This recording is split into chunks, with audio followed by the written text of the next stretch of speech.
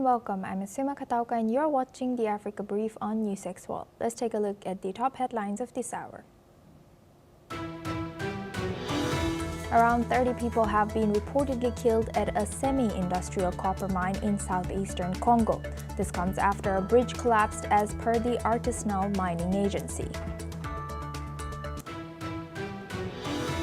At least 43 people were killed and more than a dozen remain missing in Haiti after Category 5 Hurricane Melissa devastated the country as the burials of victims have started now. The Ladigue River burst its banks overnight, sweeping away homes and farmland, with the World Food Programme reporting that 90% of Petit Goâve's fields were destroyed. The Deputy Executive Director of the World Food Programme has expressed outrage over the alleged atrocities in El Fasher in Sudan's Darfur region last month. The Rapid Support Forces seized El Fasher. The International Crimes Tribunal has convicted the former Prime Minister of Bangladesh, Sheikh Hasina. She is charged of crimes against humanity. At least 42 Indian Umrah pilgrims, including several from Hyderabad, are feared dead after their bus collided with a diesel tanker near Mufrihat while en route from Mecca to Medina in Saudi Arabia. Amid rising tensions between Japan and China, Japanese government spokesperson Minoru Kihara has now said that China's warning against travel to Japan was incompatible with what was agreed between the two countries, amid an escalated diplomatic spat over Taiwan. US President Donald Trump has hinted that he could have discussions with Venezuelan leader Nicolas Maduro, who has been in the crosshairs of US military buildup in the Caribbean.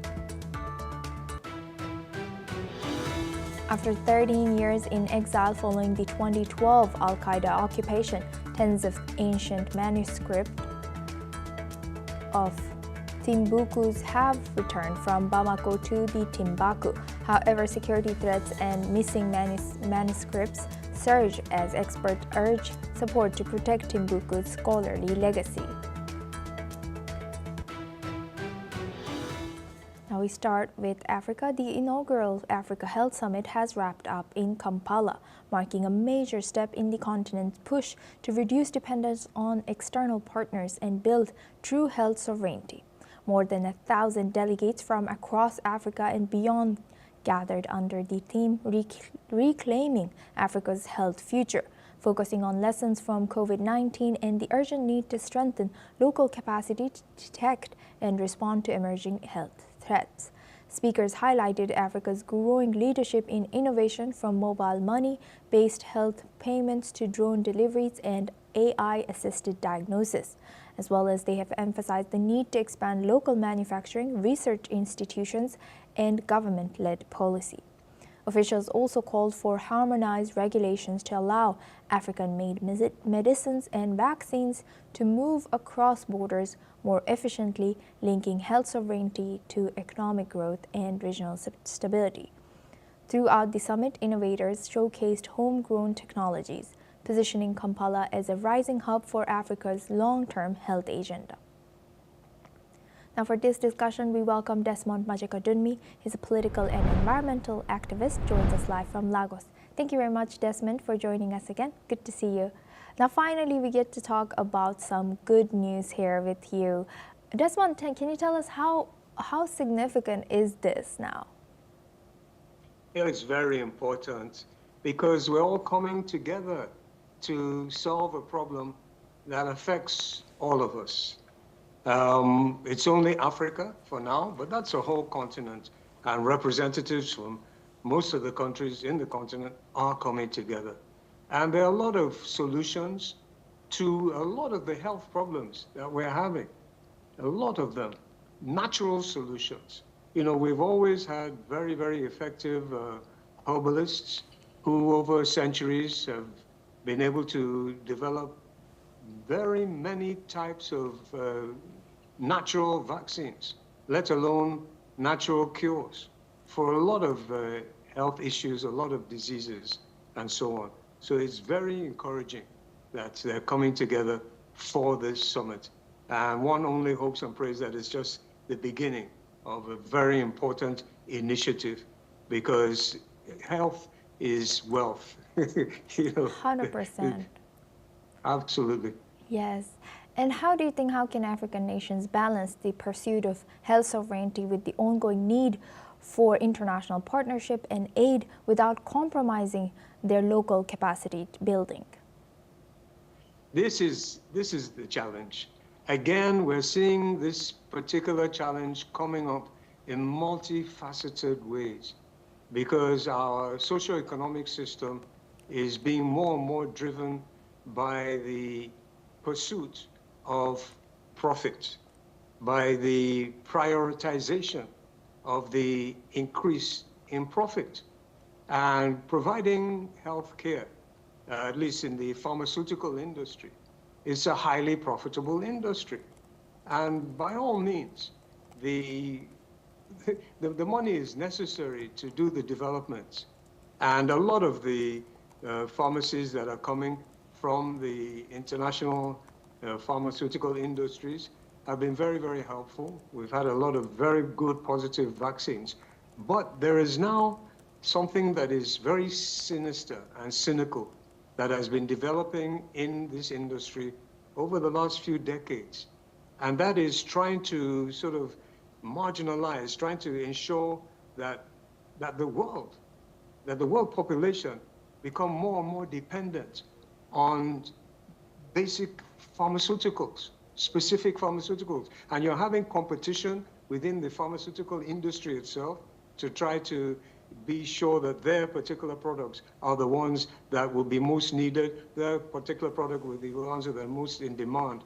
So it's a very, very important issue, and we need to overcome this.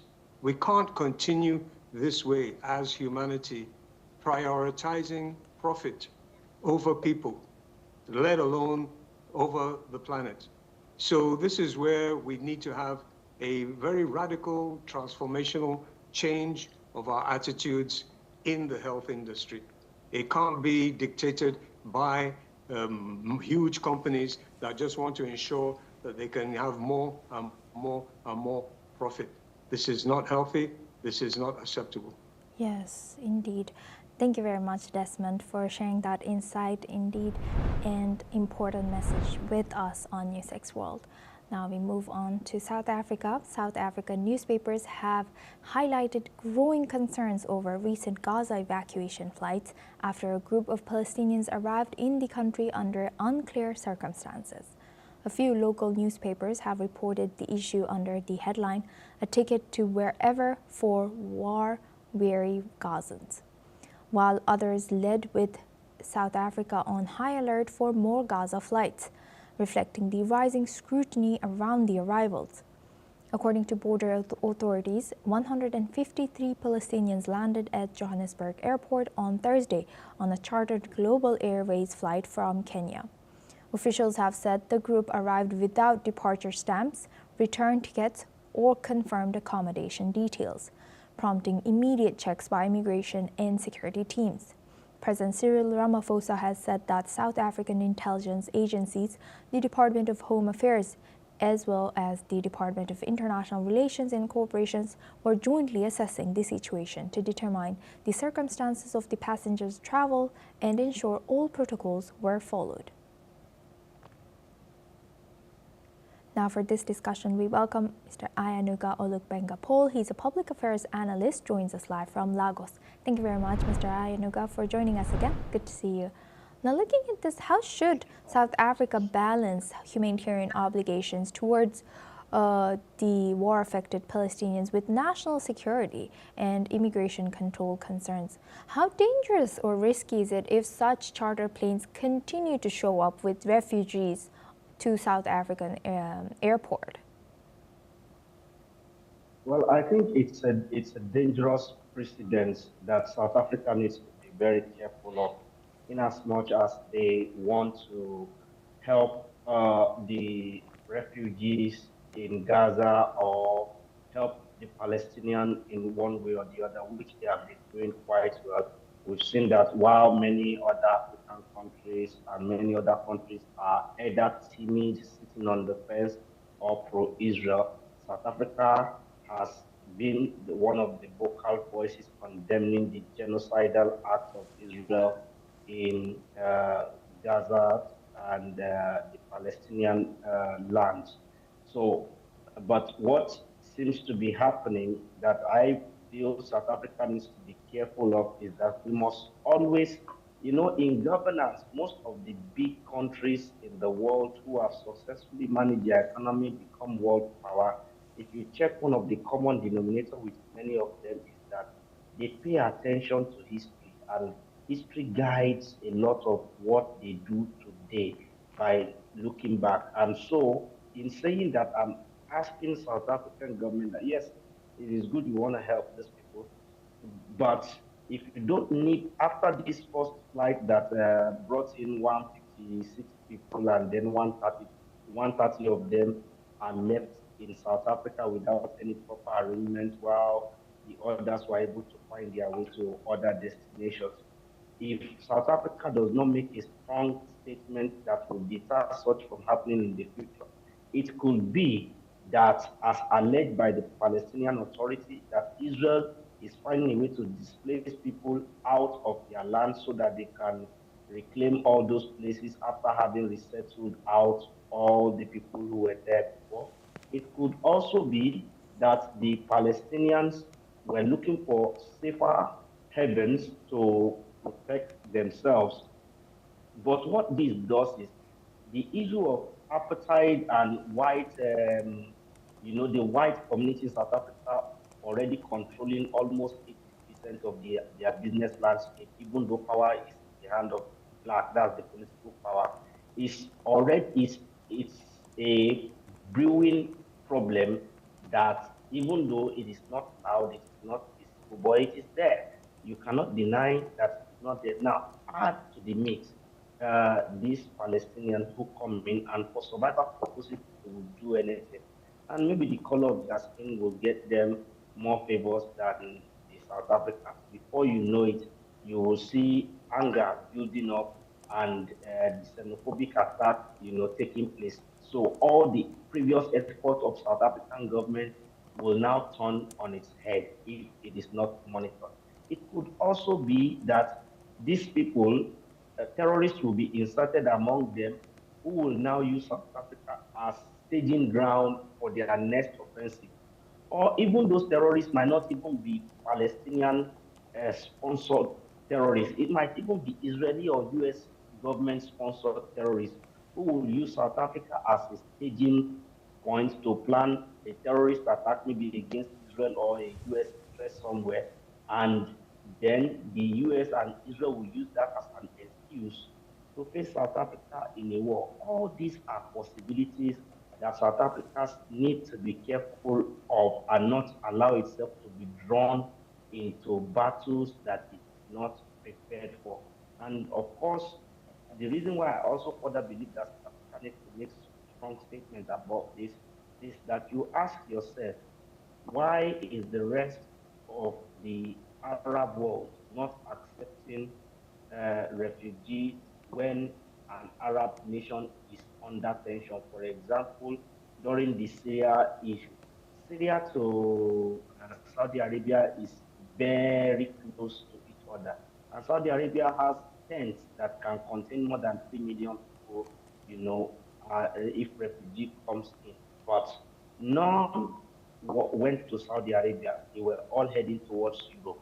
And many of the European countries who opened their borders, to accept these people in, I'm sure some of them are regretting now. Case in point with Germany, France, and UK, where you have all these knife attack and all the rest of them.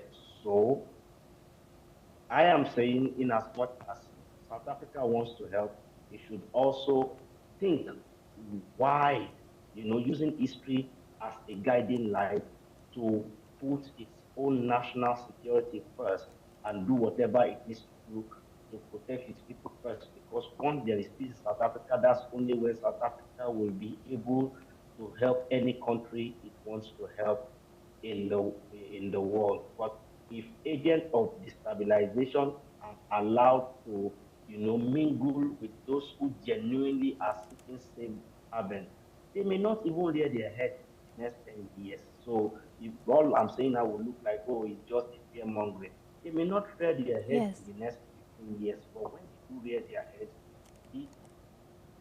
Yes, Mr. Ayanaga, thank you for sharing that. Please stay with us as we have a breaking news now coming in from Bangladesh. Former Bangladesh Prime Minister Sheikh Hasina has now been found guilty of crimes against humanity by the Special Tribunal and has been awarded the death penalty. The tribunal convened to try the former Prime Minister and her aides, framed to a total of 5 charges, including incitement of violence and use of weapons to suppress dissent. Now for this discussion, we welcome Suhas Chakma. He is a director and rights and risks analyst group, joins us live from New Delhi. Thank you very much for joining us. Welcome to NewsX World. Now looking at this, how should and who should be held accountable for all the things that happened during the protests last year, and what happened after that? There has to be some accountability, but I don't think the accountability lies with the Sheikh Hasina in this particular cases, whether it's the killing of one particular student at Rangpur or 6 each in Asulia and Chankarpur. At the end of the day, if you look at the entire trial process, the alleged perpetrators or who had actually committed the crimes, they have not been charged. Without charging them, you actually went on to give death penalty to the Prime Minister and the Home Minister.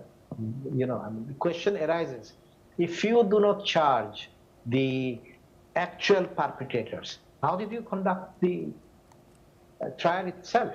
Because there was, and in that case, no cross-examination of any of the witnesses. And I was hearing the proceedings in the morning, and it referred during the presentation, they referred to the reports of the High Commissioner for Human Rights, Human Rights Watch, BBC. I think these are all fine.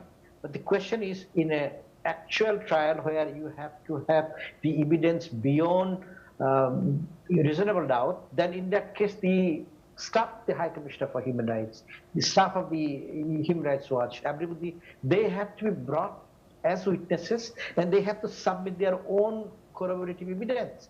So without corroborative evidence, without examining anybody, and without giving an opportunity of hearing to the prosecuted or the defense side, Hasina, in this particular case, how could you convict? You should have waited, and you should have exhausted the entire process of seeking extradition of Hasina. That's what the government of India has been doing. That's what the government of India did with respect to prosecution of Abu Saleh. And at this point of time, the government of India, for example, is trying to extradite Mehul Chowsky from Belgium. So does that mean that the government of India should just go and hold these people responsible, convict them, despite having the evidence on record, especially in a case like Mehul Chowsky, because these are all based on documents. So where is the question of fair trial in this case? So the accountability which they have to establish, they lost the opportunity by making it a political trial and farcical trial. Yes, and what more can you tell us about the sentence that's ongoing, and what should international community do? I think the international community has completely failed on this. They failed the Office of the High Commissioner for Human Rights, which did not even look into the exact number of people who were killed in the protest. I mean, I'm not saying that killing of 800 people is less, or the figures which is about 1,200 put by the High Commissioner office. I think we have to be very specific, because these are going to lead to charges. So therefore, I think the responsibility of the international community is to uphold the rule of law. I think in this particular case, especially in Bangladesh. Mr. Suhas, please stay with us as we have some more breaking news coming in on this news that's evolving now. More breaking news that has come in from Dhaka. 5 charges have been framed against former Prime Minister Sheikh Hasina. The charges are as follows. The first one is that the accused are charged with murder, attempted murder, and torture. The charge sheet states that Hasina incited armed men associated with the police and the Awami League to attack the civilians, encouraged and failed to prevent the violence. And the second one is that Hasina ordered the use of lethal weapons, helicopters and drones to suppress student protesters. The third is that it relates to the murder of Abu Sayyid, a student at Begum Rokia University on July 16th of last year. The charge states that Hasina and others ordered, conspired and participated in the murder. Fourth is 6 unarmed protesters were killed in Chankarpur, Dhaka on August 5th of last year. It also states that the murders occurred due to Hasina's direct orders, incitement, aiding and conspiracy. The fifth one is this charge alleges the shooting and killing of 5 protesters and the wounding of 1. It alleges that the bodies of those 5 victims were burned and 1 protester was burned alive. Here's also the details of the charges. First offense, sentenced till natural death. Second case, sentenced to death, ex-Home Minister Asaduzzaman Khan Kamal. Now for this discussion, we welcome back Mr. Suhas Chakma. He's the Director of Rights and Risks Analyst Group, joins us live from New Delhi. Thank you very much, Mr. Suhas, for staying with us. What do you have to say about the trial itself, and is it warranted? The trial itself was farcical because in any criminal proceedings, you cannot try in absentia. And once the government of Bangladesh, the interim government, had taken the initiative to seek extradition of Sheikh Hasina to ensure that the accused is given opportunity of hearing, even if she is absconding, then the responsibility of the interim government was to exhaust that entire process of extradition. And that extradition, if it's not considered true by the government of India, then of course the government of Bangladesh could have approached the Supreme Court of India. And that is what I was saying. I mean, if you look at any country which follows the rule of law, they cannot convict and accuse in absentia. And that's why I think government of India took over a decade to seek extradition of Abu Salem from Portugal, give certain guarantees to meet the standards of the European Convention on Human Rights so that there will not be any death penalty on Abu Salem. And at this point in time, we are again trying the same procedure with respect to Mehul Chorsky from Belgium.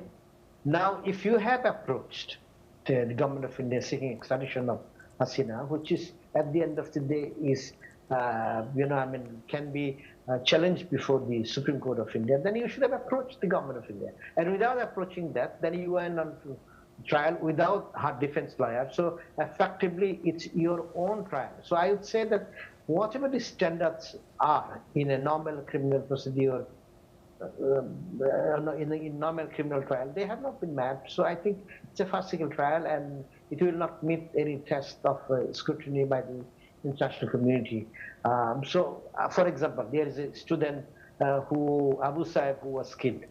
Now, why would Prime Minister Hasina order Abu Saib to be killed? So if that person has not been ordered to be killed by the Hasina, and if they have been, or he has been killed by somebody who is a police officer, then you also have to charge him. As much as you have to charge him for the murder of killing of 6 people in Australia and 6 people at Chankarpur in Dhaka. So without charging a single police official, you just straight went and prosecuted and convicted the Home Minister and the Prime Minister of the country. I mean, even if you were to establish the command responsibility, you have to show with evidence that there were specific instructions from the Prime Minister, then to the Home Minister, from the Home Minister to the IGP, who has become the approver from the IGP, to the police personnel. Then obviously you know those police personnel or the army personnel who had killed these people. I am not saying they were not killed. What I'm saying is that even if they were killed, which they were killed, then for you to establish, for the government to establish command responsibility beyond reasonable doubt, you had to place some evidence, and it doesn't exist. Yes. Thank you very much, Mr. Suhas, for sharing that insight. And now we have another breaking news. Sheikh Hasina has refused to attend the hearing, calling it a jurisprudential joke. What do you see happening now, Mr. Suhas? And will Bangladesh press for extradition? No, I don't think, Bangladesh even has a case for extradition at this point in time after conviction. So I don't think Bangladesh has any case. I think what will happen after this particular verdict is that Bangladesh is facing a particular political contest, which is between the Islamists who support Pakistan, who at this point in time are in power, and Awami League and others who wanted to separate from Pakistan. So if Awami League can't be crushed altogether, then Awami League has to come back to power. So I would see at certain point of time that Bangladesh is facing or is going to face some sort of civil war sooner or later, because Awami League, even at this point of time, has about 40% support from the population, and large number of people in Bangladesh are not going to accept Pakistan, given the atrocities which they had committed in 1971. So it's a political trial. It will end only with another political uprising in Bangladesh. So Bangladesh is going to be very unstable. I think the situation in Bangladesh will pose a serious threat to regional safety and security, especially India, because India shares, is the only country which shares effective borders with Bangladesh. So I think India has to be a little bit worried about the emerging situation in Bangladesh. And Mr. Suhas, building on your answer earlier that international community has completely failed Bangladesh and their people as they go through so much and unaccounted debts as well. How should the international community balance respect for Bangladesh's sovereignty with concerns about potential human rights violation in high-profile trials like Sheikh Hasina's, as we also know the interim government refused any international interference on these trials? I think, in this particular case, the government of Bangladesh, ancient government of Bangladesh, is completely dependent on the support of the Western countries. So they could have prevailed upon the interim government to ensure that basic procedures, basic principles of the rule of law are upheld.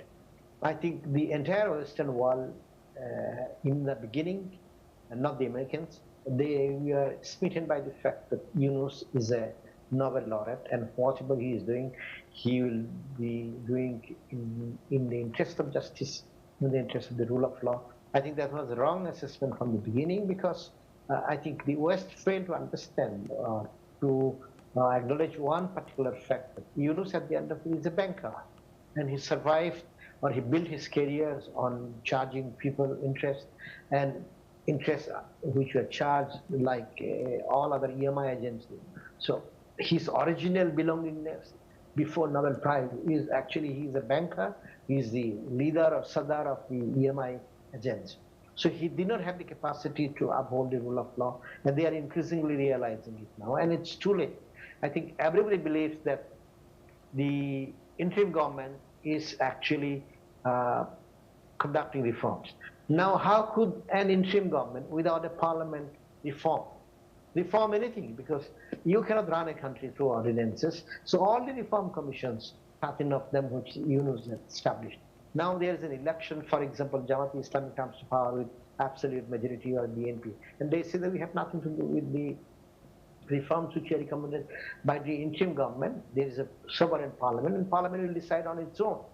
So these reforms which have been undertaken for the last 1.5 years and supported by the West, they just go into the dustbin.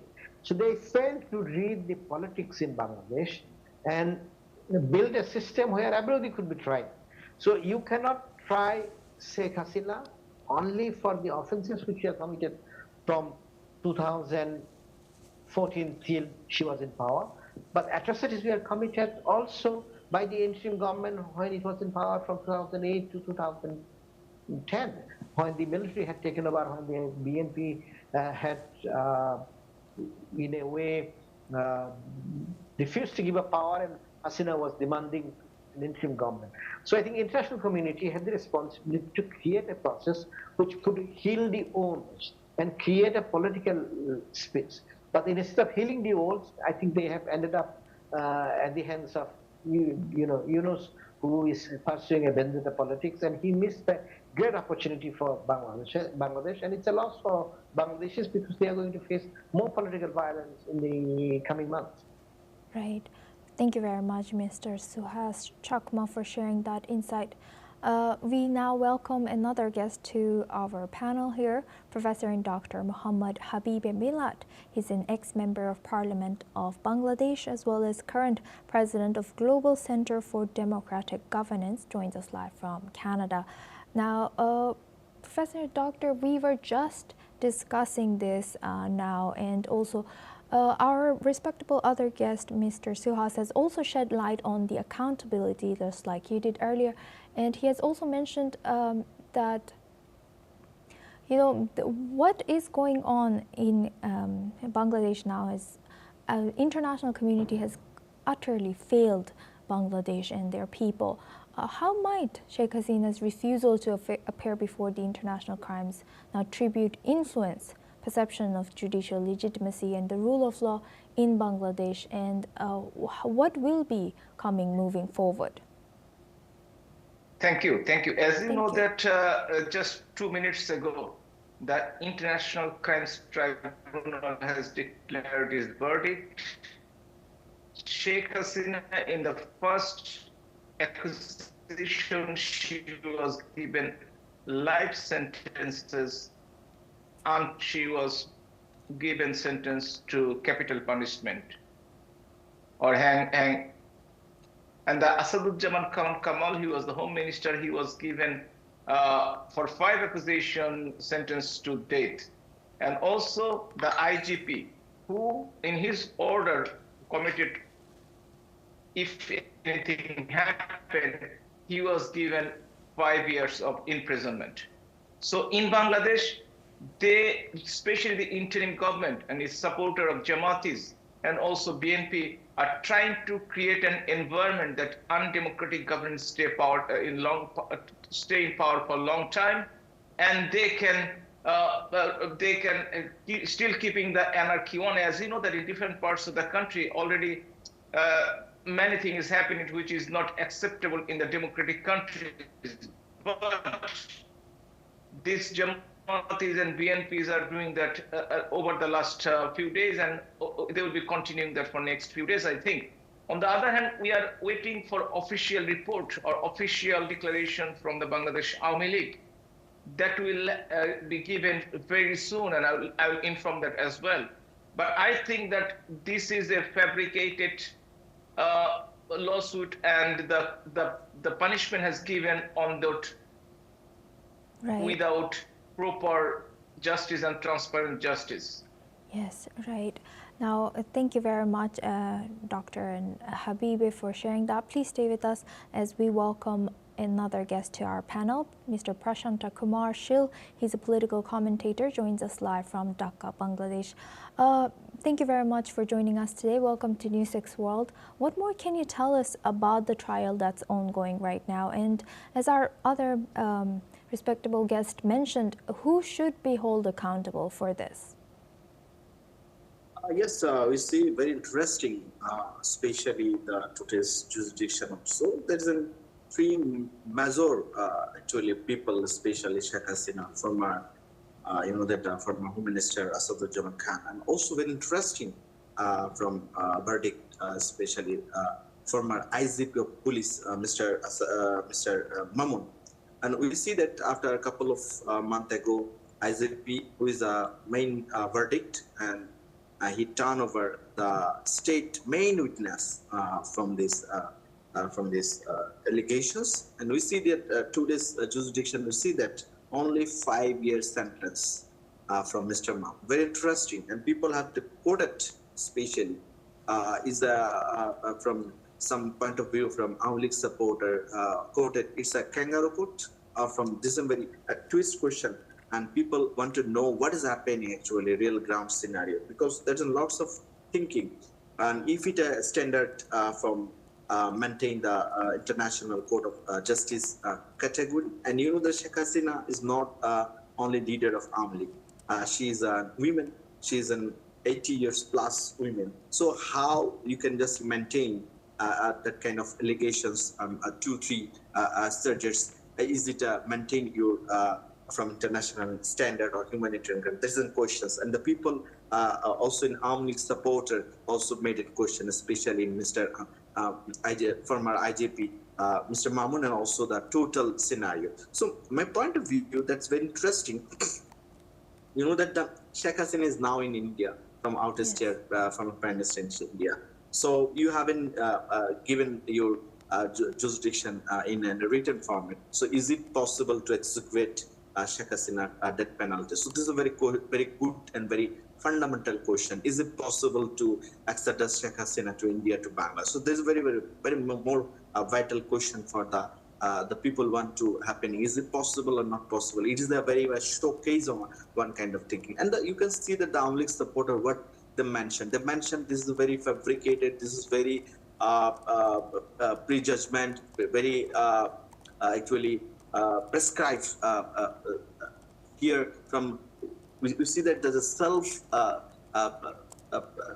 there is no any option from the Sheikh Hasina. So how you can maintain its very authenticity and objectivity and very much standard for your jurisdiction? So this is the questions. And also thinking, you know, that the total happening, you know, that the people are now in Bangladesh to move into a referendum. You know that the people are now moving to the upcoming elections. So at that time, you think that this jurisdiction can vary an impact.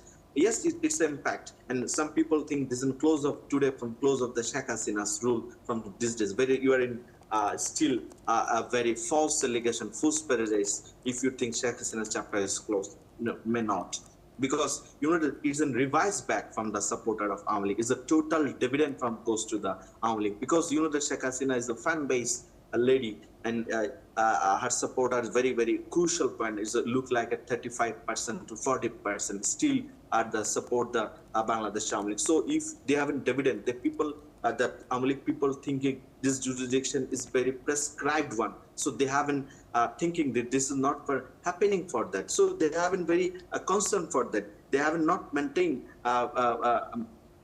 this is very not a very standard maintained. So they haven't think that this jurisdictions they can just withdraw from and dissolve from the thinking. And also you have the interesting for that 453 pages judgmental around here. So Yes. I don't know, this is it too clear to rectify all the charges, five Yes. charges is very particularly, it is very much evidentially and very collected way, or very sophisticated way or standard way you can just prove. So this is a very major question for the from our lawyer and justice authorities. This is a very point of view, my observation. Thank you very much for sharing that, Mr. Prashanta.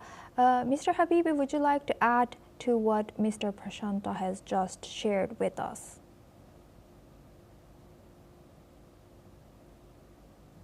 Mr. Habibi. I'm really shocked at the verdict what was given. So the time they have taken, I have never, it is the history in Bangladesh that any lady or any women got capital punishment in the entire history. And the way the court ran over the last few months was completely biased and not transparent at all. And they didn't maintain any international standard. I was listening to the verdict. They mentioned the report of the United Nations Human Rights Commission. But clearly, I have the book with me, I can read it out, that they said that that document was not published according to the editorial policy. So, not ready to use or do not use this as any court in the world. They mentioned that clearly, but this court has mentioned that. And also the number they mentioned, 1400, is really, even the health ministry has declared 832, and then the 52 among were died because of road traffic accident and other natural deaths. So I do not know the information they used that was biased and not methodologically verified. So we do not accept this punishment. We will continue to fight against this judgment and also against the undemocratic, unconstitutional interim government. And we will keep our spirit of 1971 and secular Bangladesh. We will fight for that. Thank you very much to both our guests, Professor and Dr. Muhammad Habib Milat and Mr. Prashanta Kumar Shil, for joining us today and sharing insight on what's going on with